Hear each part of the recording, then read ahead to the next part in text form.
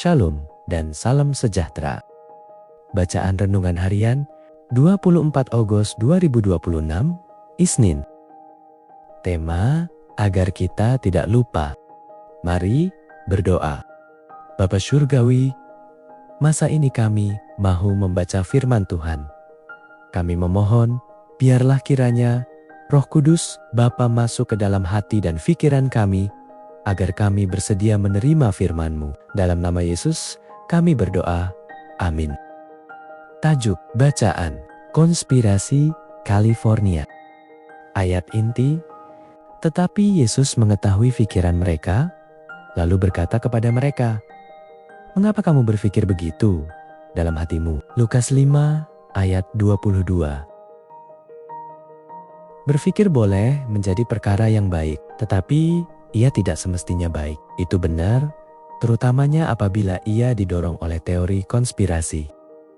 Pemikiran seperti itulah yang menguasai Butler dan rakan-rakannya menjelang sesi General Conference tahun 1888. Api konspirasi mula marak apabila William Healy, seorang pastor dari California, menghantar sepucuk surat pada akhir bulan September kepada George I. Butler yang menyarankan bahwa para pemimpin dari Barat, John Waggoner, W.C. White, dan Ellen White telah merancang untuk mengubah teologi denominasi.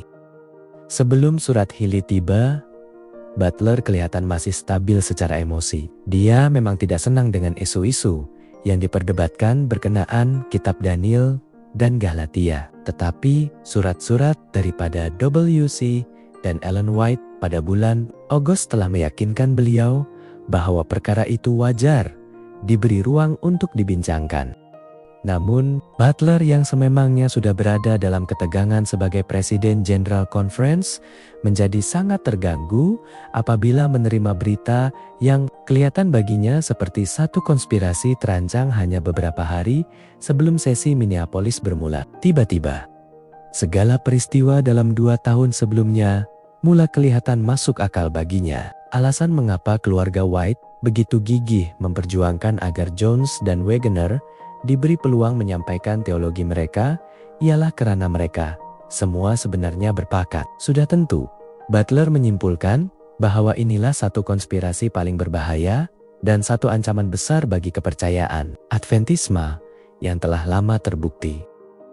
Pemikiran itu mendorong Butler untuk bertindak secara tergesa-gesa dengan mengatur strategi bagi menentang gabungan dari barat itu. Beliau menghantar beberapa telegram dan surat kepada para delegasi, memberi amaran tentang konspirasi tersebut dan mendesak mereka untuk berpegang teguh kepada pendirian asas.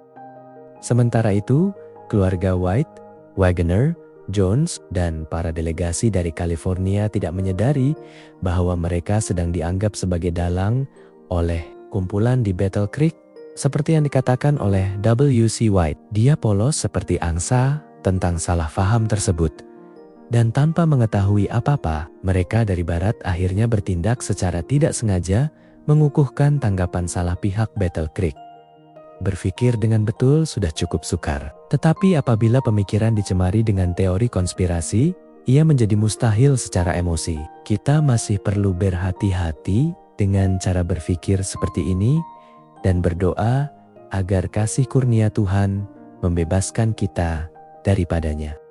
Demikianlah bacaan renungan kita hari ini. Tuhan memberkati kita semua. Amin.